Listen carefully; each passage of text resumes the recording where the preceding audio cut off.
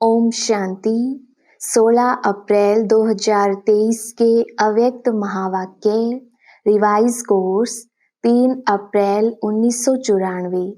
बाबा की मुरली का सार, संतुष्टता का आधार, संबंध, संपत्ति और सेहत, तंदुरुस्ती। आज दिलाराम बाप अपने सदा संतुष्ट रहने वाली संतुष्ट आत्माओं व संतुष्ट मणियों को देख रहे हैं। ये रूहानी मणियों की चमक सारे दरबार को चमका रही है। संतोषी आत्माएं स्वयं को भी प्रिय और सर्व को भी प्रिय और बाप को तो प्रिय है ही। तो ऐसे हो ना, क्योंकि इस ब्राह्मण जीवन में अप्राप्ति का नाम ही नहीं है। सर्व प्राप्ति संपन्न आत्माएं हो, तो जहाँ सर्व प्राप्ति है वहाँ सदा संतुष्टता स्वतः और स्वाभाविक है ही।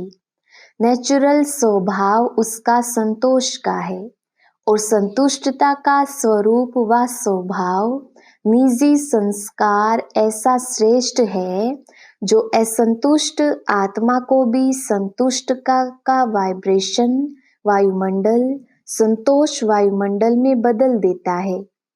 इस संगम युग में विशेष बाप दादा की देन संतुष्टता है। एक संतुष्टता की विशेषता और विशेषताओं को भी सहज अपने समीप लाती है। लेकिन सदा संतुष्ट हो, परिस्थिति कितनी भी बदले, लेकिन संतुष्टता की स्थिति को परिस्थिति बदल नहीं सकती। परिस्थिति है ही बदलने वाली, लेकिन स्व संतुष्टता की स्थिति सदा प्रगतिशील है। आपके आगे कैसी भी हिलाने वाली परिस्थिति ऐसे ही अनुभव होती है जैसे पपेट कठपुतली शो देखते हो ना। होता सब कुछ है लेकिन होता पपेट है। तो कैसी भी परिस्थिति कठपुतली शो लगता है। वह आजकल का जो फैशन है कार्टून शो अच्छा लगता है ना। होता तो शेर भी है, बिल्ली भी होती है, लेकिन होता क्या है? कार्टून। कहानी पूरी होती है लेकिन है कार्टून की स्टोरी, रियल नहीं है। कभी भी कोई भी परिस्थिति आए तो यही समझो एक बेहद के स्क्रीन पर कार्टून शो चल रहा है व पपेट शो चल रहा है। तो वह देख कर के परेशान होंगे कि मनोरंजन करेंगे। शो देखना तो अच्छा ही है ना। तो यह माया का व प्रकृति का भी एक शो है जिसको साक्षी स्थिति में सदा संतुष्टता के स्वरूप में देखते रहो। अपनी शान में रहते हुए देखो, संतुष्ट मणि हूँ, संतोषी आत्मा हूँ। ये है संगम का श्रेष्ठ शान। तो शान में स्थित होना आता है ना, कि परेशान होना अच्छा लगता है। सदा संतुष्टता की विशेषता को इमर्ज रूप में स्मृति में रखो। प्राप्तियों में विशेष संबंध और संपत्ति आवश्यक है। संबंध में भी अगर एक भी संबंध अप्राप्त है तो संपूर्ण संतुष्टता नहीं होगी। तो संबंध में भी सर्व चाहिए और अविनाशी चाहिए। अगर कोई भी संबंध विनाशी है तो अप्राप्ति और असंतुष्टता स्वतः हो जाती है। लेकिन एक ही वर्तमान संगम युग है जिसमें सर्व अविनाशी संबंध एक बात से अनुभव कर सकती हो। सत्युग में भी संबंध बहुत थोड़े हैं, सर्व नहीं है। लेकिन इस समय जिस संबंध की आकर्षण हो, अनुभूति करना चाहे, वो संबंध परम आत्मा द्वारा अनुभव कर सकते हो। हरेक के जीवन में संबंध की भी अलग अलग पसंदी होती है। किसको बाप का संबंध इतना अच्छा नहीं लगेगा, फ्रेंड ज्यादा अच्छा लगेगा। लेकिन एक समय पर और एक से सर्व संबंध प्राप्त हैं। सर्व प्राप्ति है कि कुछ रहा हुआ है। पीछे बैठे हुए क्या समझते हैं? आज नए नए को आगे बैठने का चांस दिया है। अच्छा, जो इस कल्प में इस बार पहली बार आए हैं वो हाथ उठाओ। भले पधारे, बाप दादा भी पदम गुणा स्नेह संपन्न वेलकम कर रहे हैं। नए होते भी कल्प कल्प के अधिकारी हैं, ये तो समझते हो ना। बाप दादा सदा कहते हैं बड़े तो बड़े हैं, लेकिन छोटे समान बाप हैं, इसलिए सदा अपने रूहानी बेहद के संपूर्ण अधिकार के निश्चय और नशे में रहो। बेहद का नशा है, हद का नहीं रखना। देखो कितने श्रेष्ठ अधिकारी हो जो स्वयं बाप ऑलमाइटी अथॉरिटी के ऊपर अधिकार रख दिया। परमात्म अधिकारी, इससे बड़ा अधिकार और है ही क्या। जब बीज को अपना बना लिया तो वृक्ष तो समाया हुआ है ही। सर्व संबंधों का भी अविनाशी अधिकार ले लिया, और संपत्ति में भी अगर सिर्फ स्थूल संपत्ति है तो भी सदा संतुष्ट नहीं रह सकती। स्थूल संपत्ति के साथ अगर सर्व गुणों की संपत्ति, सर्व शक्तियों की संपत्ति और श्रेष्ठ संपन्न ज्ञान की संपत्ति नहीं है तो संतुष्टता सदा नहीं रह सकती। लेकिन आप सबके पास यह श्रेष्ठ संपत्तियां हैं, संपत्तिवान हो ना। दुनिया वाले तो सिर्फ स्थूल संपत्ति वाले को संपत्ति भव का वरदान देते हैं, लेकिन आप सबको वरदाता बाप सर्वश्रेष्ठ संपत्ति भव का वरदान देते हैं। तो सब संपत्ति है ना, कि कोई कम है, फुल है। पीछे वालों के ऊपर सबसे ज्यादा ध्यान है, आगे वालों का ध्यान बाप के तरफ ज्यादा है, और बाप का ध्यान पीछे वालों के ऊपर ज्यादा है। जितना ही दूर है उतना ही नैनों में समाये हुए हैं। साकार वतन में तो साकार की बातें होती हैं। देखो परम धाम में आप सभी आत्माएं कितनी समीप होंगी, सभी साथ होंगे ना। और सूक्ष्म वतन में भी इतना बेहद है, जो जितना समीप आना चाहे आ सकते हैं। लेकिन बच्चों का स्नेह निराकार और आकार को भी साकार बनाना चाहता है। तो बाप क्या कहते हैं, जी हजूर, जी हाजिर। बच्चे तो बाप के भी हजूर हैं, मालिक है ना। मालिक को हजूर कहा जाता है और बालक को भी मालिक कहा जाता है। तो सभी कौन हो, संतुष्ट मणिया। संबंध में भी संतुष्ट और संपत्ति में भी संतुष्ट। संबंध, संपत्ति और तीसरी होती है सेहत, तंदुरुस्ती। आप सभी तंदुरुस्त हो ना कि बीमार हो। आत्मा तो तंदुरुस्त है ना, शरीर की कोई बात ही नहीं। आत्मा सदा शक्तिशाली है। संगम पर श्रेष्ठ सेहत व तंदुरुस्ती है आत्मा की तंदुरुस्ती। इस समय के आत्मा की तंदुरुस्ती जन्म जन्म के शरीर की तंदुरुस्ती भी दिलाती है।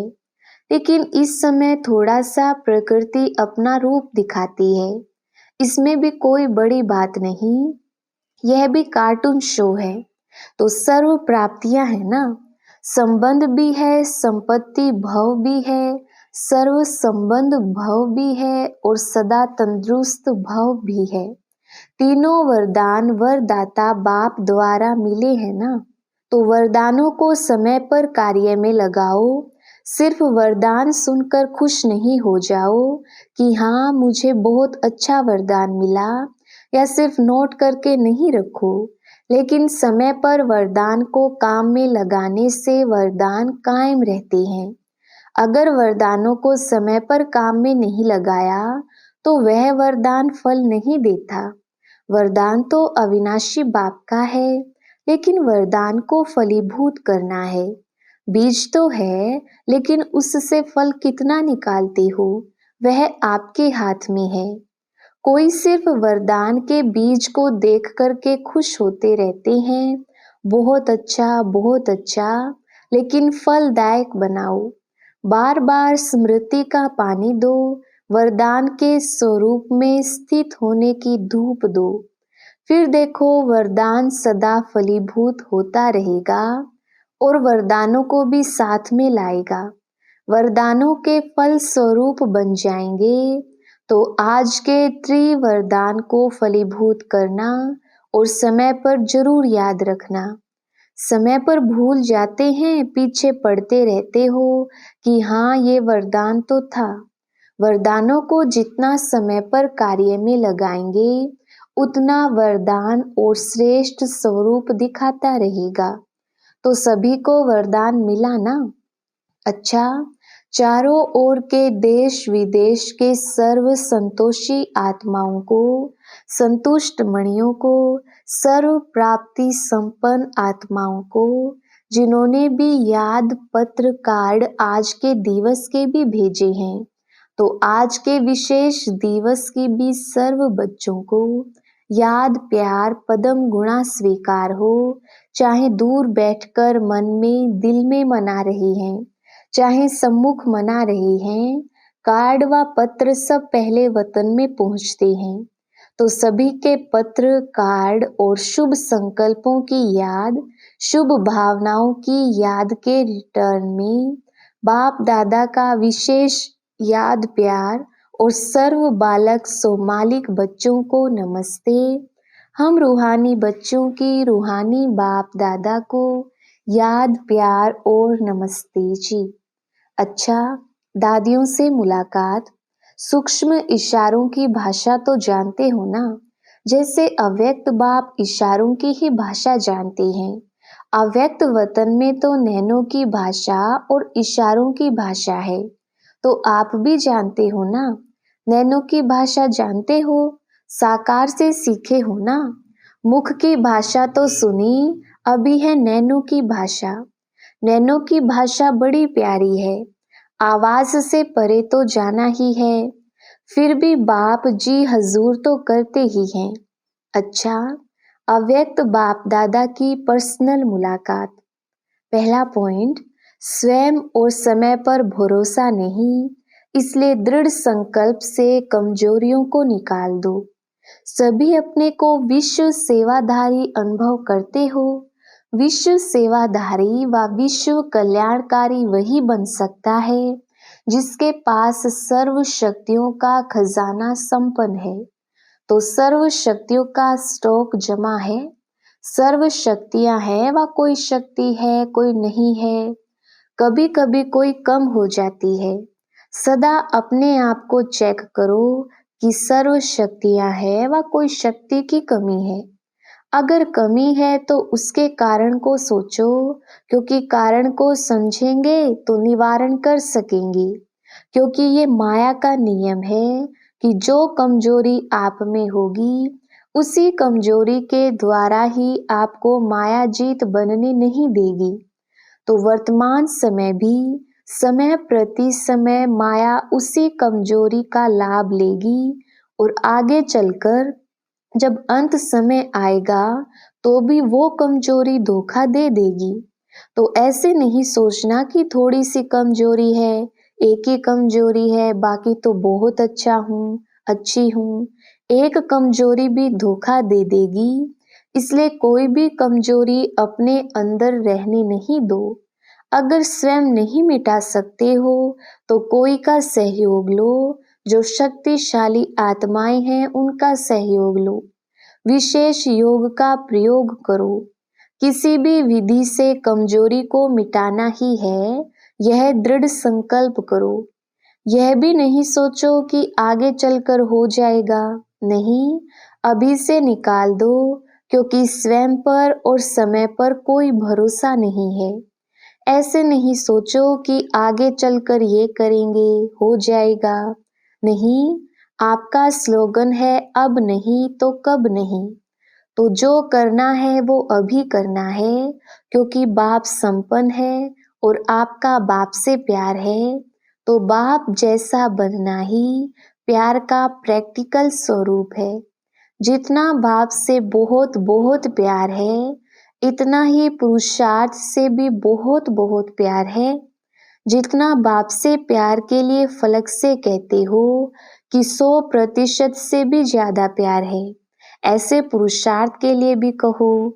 सोचेंगे करेंगे नहीं, सब कमजोरियां खत्म, गेगे नहीं। शिवरात्रि मनाने आए हो तो कुछ तो बलि चढ़ेंगे ना। बाप दादा सभी बच्चों को संपन्न देखना चाहते हैं। बाप का प्यार है, इसलिए बच्चों की कमी अच्छी नहीं लगती। तो क्या याद रखेंगे कि सदा संपन्न संपूर्ण रहना ही है कि थोड़ी थोड़ी कंप्लेन करते रहेंगे। कंप्लीट, कंप्लेन खत्म, संपन्न बनना ही मनाना है। दूसरा पॉइंट, वेस्ट को बेस्ट बनाना अर्थात होली हंस बनना। सभी अपने को सदा होली हंस अनुभव करते हो। होली हंस का अर्थ है संकल्प, बोल और कर्म। जो व्यर्थ होता है उसको समर्थ में बदलना, क्योंकि व्यर्थ जैसे पत्थर होता है, पत्थर की वैल्यू नहीं, रत्न की वैल्यू होती है। तो व्यर्थ को समाप्त करना अर्थात होली हंस बनना। तो व्यर्थ आता है, होली हंस फौरन परख लेता है कि ये काम की चीज नहीं है, ये काम की है। तो आप होली हंस हो ना, तो व्यर्थ समाप्त हुआ, क्योंकि अभी नॉलेजफुल बने हो कि अगर अभी संकल्प, बोल या कर्म व्यर्थ गवाते हैं तो सारे कल्प के लिए अपने जमा के खाते में कमी हो जाती है। जानते हो ना, नॉलेजफुल हो तो जानते हुए फिर व्यर्थ क्यों करते हो। चाहते नहीं है लेकिन हो जाता है, ऐसे कहेंगे। जो समझते हैं अभी भी हो सकता है वो हाथ उठाओ। आप हो कौन? राजयोगी। राजयोगी का अर्थ क्या है? राजा हो ना, तो मन को कंट्रोल नहीं कर सकते। किंग में तो रूलिंग पावर होती है ना, तो आप में रूलिंग पावर नहीं है। अमृत वेले और फिर सारे दिन में बीच बीच में अपना ऑक्यूपेशन याद करो, मैं कौन हूँ। क्योंकि काम करते करते यह स्मृति मर्ज हो जाती है कि मैं राजयोगी हूँ, इसलिए इमर्ज करो।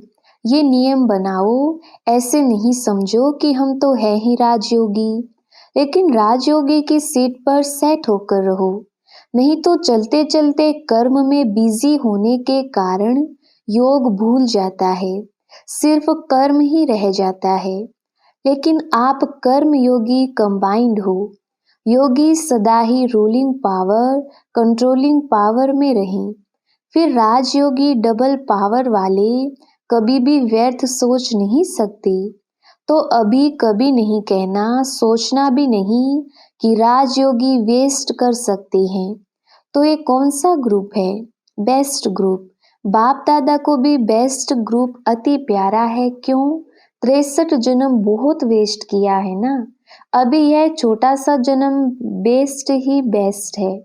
अच्छा, वरदान, अटूट याद द्वारा सर्व समस्याओं का हल करने वाले उड़ता पंछी भव। विस्तार, जब यह अनुभव हो जाता है कि मेरा बाबा है, तो जो मेरा होता है वह स्वतः याद रहता है, याद किया नहीं जाता है। मेरा अर्थात अधिकार प्राप्त हो जाना। मेरा बाबा और मैं बाबा का, इसी को कहा जाता है सहज योग।